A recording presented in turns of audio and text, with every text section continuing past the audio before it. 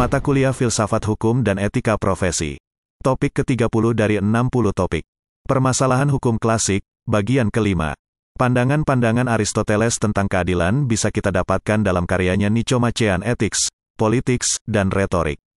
Lebih khususnya, dalam buku Nicomachean Ethics, buku itu sepenuhnya ditujukan bagi keadilan yang berdasarkan filsafat umum Aristoteles mesti dianggap sebagai inti dari filsafat hukumnya, karena hukum hanya bisa ditetapkan dalam kaitannya dengan keadilan. Pandangan terpenting dari pemikiran Aristoteles ialah keadilan yang mesti dipahami dalam pengertian kesamaan. Namun, Aristoteles membuat pembedaan penting antara kesamaan numerik dan kesamaan proporsional. Kesamaan numerik mempersamakan setiap manusia sebagai satu unit. Inilah yang sekarang biasa kita pahami tentang kesamaan dan yang kita maksudkan ketika kita mengatakan bahwa semua warga adalah sama di depan hukum. Kesamaan proporsional memberi tiap orang apa yang menjadi haknya sesuai dengan kemampuannya, prestasinya, dan sebagainya. Dari pembedaan ini, Aristoteles menghadirkan banyak kontroversi dan perdebatan seputar keadilan. Lebih lanjut, Aristoteles membedakan keadilan menjadi jenis keadilan distributif dan keadilan korektif. Yang pertama berlaku dalam hukum publik, sedangkan yang kedua dalam hukum perdata dan pidana. Keadilan distributif dan korektif sama-sama rentan terhadap problema kesamaan atau kesetaraan dan hanya bisa dipahami dalam kerangkanya. Dalam wilayah keadilan distributif, hal yang penting ialah imbalan yang sama rata diberikan atas pencapaian yang sama rata. Pada yang kedua, yang menjadi persoalan ialah ketidaksetaraan yang disebabkan oleh, misalnya, pelanggaran kesepakatan, dikoreksi, dan dihilangkan. Keadilan distributif, menurut Aristoteles, berfokus pada distribusi, honor, kekayaan, dan barang-barang lain yang sama-sama bisa didapatkan dalam masyarakat. Dengan mengesampingkan pembuktian matematis, jelaslah bahwa apa yang ada di benak Aristoteles ialah distribusi kekayaan dan barang berharga lain berdasarkan nilai yang berlaku di kalangan warga. Distribusi yang adil boleh jadi merupakan distribusi yang sesuai dengan nilai kebaikannya, yakni nilainya bagi masyarakat. Di sisi lain, keadilan korektif berfokus pada pembetulan sesuatu yang salah. Jika suatu pelanggaran dilanggar atau kesalahan dilakukan, keadilan korektif berusaha memberikan kompensasi yang memadai bagi pihak yang dirugikan. Jika suatu kejahatan telah dilakukan, hukuman yang sepantasnya perlu diberikan kepada si pelaku. Bagaimanapun, ketidakadilan akan mengakibatkan terganggunya kesetaraan yang sudah mapan atau telah terbentuk. Keadilan korektif bertugas membangun kembali kesetaraan tersebut. Tampak bahwa keadilan korektif merupakan wilayah peradilan, sedangkan keadilan distributif merupakan bidangnya pemerintah. Dalam membangun argumennya, Aristoteles menekankan perlunya pembedaan antara vonis yang mendasarkan keadilan pada sifat kasus dan yang mendasarkan watak manusia yang umum dan lazim dengan vonis yang berlandaskan pandangan tertentu dari komunitas hukum tertentu. Pembedaan ini jangan dicampur-adukkan dengan pembedaan antara hukum positif yang ditetapkan dalam undang-undang dan hukum adat. Berdasarkan pembedaan Aristoteles, dua penilaian yang terakhir itu dapat menjadi sumber pertimbangan yang hanya mengacu pada komunitas tertentu, sedangkan keputusan serupa yang lain, kendati diwujudkan dalam bentuk perundang-undangan, tetap merupakan hukum alam jika bisa didapatkan dari fitrah umum manusia. Kelsen dalam bukunya General Theory of Law and State berpandangan bahwa hukum sebagai tatanan sosial yang dapat dinyatakan adil apabila dapat mengatur perbuatan manusia dengan cara yang memuaskan sehingga dapat menemukan kebahagiaan di dalamnya. Pandangan Hans Kelsen ini bersifat positivisme. Nilai-nilai keadilan individu dapat diketahui dengan aturan-aturan hukum yang mengakomodasi nilai-nilai umum, tetapi tetap pemenuhan rasa keadilan dan kebahagiaan diperuntukkan tiap individu.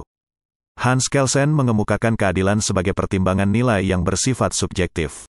Suatu tatanan yang adil beranggapan bahwa suatu tatanan bukan kebahagiaan setiap perorangan, melainkan kebahagiaan sebesar-besarnya bagi sebanyak mungkin individu dalam arti kelompok, yakni terpenuhinya kebutuhan-kebutuhan tertentu, yang oleh penguasa atau pembuat hukum, dianggap sebagai kebutuhan-kebutuhan yang patut dipenuhi, seperti kebutuhan sandang, pangan, dan papan.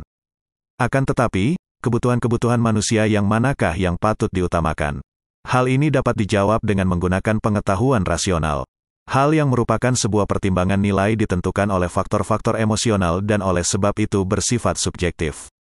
Sebagai aliran positivisme, Hans Kelsen mengakui juga bahwa keadilan mutlak berasal dari alam, yakni lahir dari hakikat suatu benda atau hakikat manusia, dari penalaran manusia atau kehendak Tuhan. Pemikiran tersebut diesensikan sebagai doktrin yang disebut hukum alam. Doktrin hukum alam beranggapan bahwa ada suatu keteraturan hubungan-hubungan manusia yang berbeda dari hukum positif, yang lebih tinggi, serta sepenuhnya sahih dan adil karena berasal dari alam, dari penalaran manusia, atau kehendak Tuhan. Mengenai pemikiran tentang konsep keadilan, Hans Kelsen yang menganut aliran positivisme mengakui juga kebenaran hukum alam. Pemikirannya terhadap konsep keadilan menimbulkan dualisme antara hukum positif dan hukum alam. Hans Kelsen mengatakan berikut ini, dualisme antara hukum positif dan hukum alam menjadikan karakteristik dari hukum alam mirip dengan dualisme metafisika tentang dunia realitas dan dunia ide model Plato. Inti dari filsafat Plato ini adalah doktrinnya tentang dunia ide yang mengandung karakteristik mendalam. Dunia dibagi menjadi dua bidang yang berbeda. Pertama, adalah dunia kasat mata yang dapat ditangkap melalui indera yang disebut realitas. Kedua, dunia ide yang tidak tampak. Dua konsep keadilan berikutnya dikemukakan oleh Hans Kelsen seperti di bawah ini. Pertama tentang keadilan dan perdamaian. Keadilan bersumber dari cita-cita irasional. Keadilan dirasionalkan melalui pengetahuan yang dapat berwujud suatu kepentingan-kepentingan yang pada akhirnya menimbulkan suatu konflik kepentingan. Penyelesaian atas konflik kepentingan tersebut dapat dicapai melalui suatu tatanan yang memuaskan salah satu kepentingan dengan mengorbankan kepentingan yang lain atau dengan berusaha mencapai suatu kompromi menuju suatu perdamaian bagi semua kepentingan. Kedua, konsep keadilan dan legalitas. Untuk menegakkan dasar suatu yang kokoh dari suatu tanaman sosial tertentu, menurut Hans Kelsen, pengertian keadilan bermaknakan legalitas. Suatu peraturan umum adalah adil jika ia benar-benar diterapkan. Sementara itu, suatu peraturan umum adalah tidak adil jika diterapkan pada suatu kasus dan tidak diterapkan pada kasus lain yang serupa. Konsep keadilan dan legalitas inilah yang diterapkan dalam hukum nasional bangsa Indonesia yang memaknai bahwa peraturan hukum nasional dapat dijadikan sebagai payung hukum, law umbrella, bagi peraturan hukum nasional lainnya sesuai tingkat dan derajatnya serta peraturan hukum itu memiliki daya ikat terhadap materi-materi yang dimuat, materi muatan, dalam peraturan hukum tersebut. Hubungan hukum dan kekuasaan.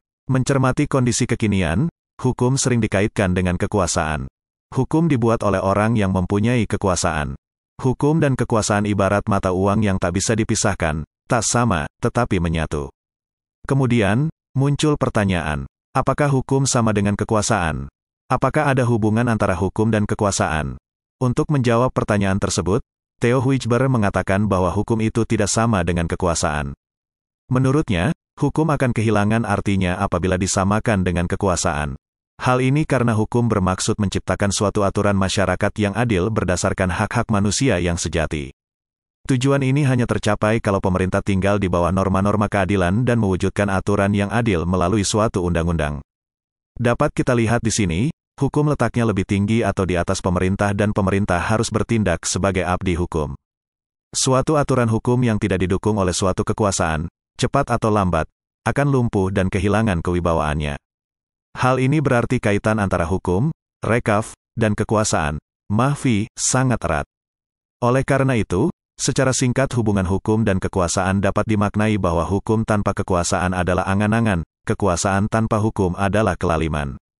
Kekuasaan itu diperlukan karena hukum bersifat memaksa. Tanpa adanya kekuasaan, pelaksanaan hukum di masyarakat akan selalu mengalami hambatan-hambatan dan tantangan. Semakin tertib dan teratur suatu masyarakat, semakin kecil dukungan kekuasaan yang diperlukan. Sebenarnya, menurut Van Apeldoorn yang dikutip oleh Lili Rasjidi, hukum itu sendiri sebenarnya juga adalah kekuasaan. Hukum merupakan salah satu sumber dari kekuasaan, di samping sumber-sumber lainnya, seperti kekuatan, fisik dan ekonomi, kewibawaan, rohaniah, intelijensia, dan moral. Selain itu, hukum pun merupakan pembatas bagi kekuasaan karena kekuasaan itu mempunyai sifat yang buruk, yaitu selalu merangsang pemegangnya untuk ingin memiliki kekuasaan yang melebihi apa yang dimilikinya. Hukum membutuhkan kekuasaan, tetapi ia juga tidak bisa membiarkan kekuasaan itu untuk menunggangi hukum. Hukum tidak bekerja menurut ukuran dan pertimbangannya sendiri, melainkan dengan memikirkan dan mempertimbangkan apa yang baik untuk dilakukannya bagi masyarakat. Pertimbangan ini mendasarkan perlunya dorongan bagi hukum untuk menjalankan fungsinya yang mengarah pada penginstitusionalisasian hukum dengan tujuan mengontrol dan membatasi keinginan orang terhadap kekuasaan. Hal ini sejalan dengan pendapat Lord Acton. Menurutnya, power tends to corrupt, but absolute power corrupt absolutely. Artinya, manusia yang mempunyai kekuasaan cenderung untuk menyelewengkan kekuasaan itu. Tetapi manusia yang mempunyai kekuasaan tidak terbatas pasti akan menyalahgunakan secara tidak terbatas pula, kekuasaan yang besar cenderung korup. Oleh karena itu, perlu dibatasi. Dari pendapat tersebut, terlihat bahwa hukum berada dalam posisi yang supreme, yang tinggi di atas kekuasaan. Hukum berasal dari negara dan yang berkuasa dalam suatu negara adalah pemerintah. Pemerintah melalui politiknya menetapkan hukum. Selain itu, untuk menjawab keterkaitan hukum dengan kekuasaan, Abdul Ghafur Ansori mengatakan ada dua pandangan untuk menjawab hal ini. Pertama, hukum tidak sama dengan kekuasaan. Hal ini didasarkan pada dua alasan juga, yaitu hukum kehilangan artinya jika disamakan dengan kekuasaan karena hukum bermaksud menciptakan suatu masyarakat yang adil. Tujuan ini hanya tercapai jika pemerintah juga adil dan tidak semena-mena dengan kekuasaannya. Hukum tidak hanya membatasi kebebasan individu yang lain, melainkan juga kebebasan, wewenang, dari yang berkuasa dalam negara. Kedua, hukum tidak melawan pemerintah negara, sebaliknya membutuhkannya guna mengatur hidup bersama. Yang dilawan adalah kesewenang-wenangan individu. Hal ini didasarkan pada dua alasan juga. Dalam masyarakat yang luas, konflik hanya dapat diatasi oleh entitas yang berada di atas kepentingan individu-individu, yaitu pemerintah. Keamanan dalam hidup bersama hanya terjamin apabila ada pemerintah sebagai petugas tertib negara. Dengan demikian, konsepsi mengenai keadilan merupakan suatu hal yang masih abstrak. Ketika ingin dikonkretkan, harus melalui penafsiran atau interpretasi yang tidak mudah. Hal tersebut sebagaimana diungkapkan oleh Esmi Warasih yang dikutip oleh Faisal yang menyatakan bahwa persoalan nilai keadilan tidak akan pernah selesai secara tuntas dibicarakan orang. Bahkan persoalan keadilan semakin mencuat seiring dengan perkembangan masyarakat itu karena tuntutan dan kepentingan yang berbeda bahkan bertentangan satu sama lain. Oleh sebab itu, sulit sekali menemukan nilai keadilan. Demikianlah materi topik ke-30 Filsafat Hukum dan Etika Profesi. Channel ini membantu memahami mata kuliah bagi para mahasiswa di perguruan tinggi manapun di Indonesia dan masyarakat umum. Subscribe dan like, agar Anda mendapatkan update tutorial lainnya. Bagikan link video ini, agar teman lain juga mendapatkan manfaat channel ini. Sampai jumpa.